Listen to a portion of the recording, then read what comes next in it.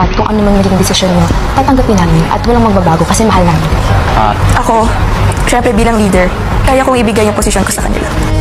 Basta ang gusto ko lang, gusto ko manatili silang lahat dito. Kasi alam ko na lahat sila, meron pa silang may papakita sa inyo. Just vote wisely. That's it. Napapansin ko lang lagi na sometimes, lagi kayo late bumabangon. Even if change battery or kung wake up call man. At napapansin ko din na sinabihan na rin kay ni Kuya about the sleeping. At sure ako na sinabi sa sarili niya hindi niya nagagawin.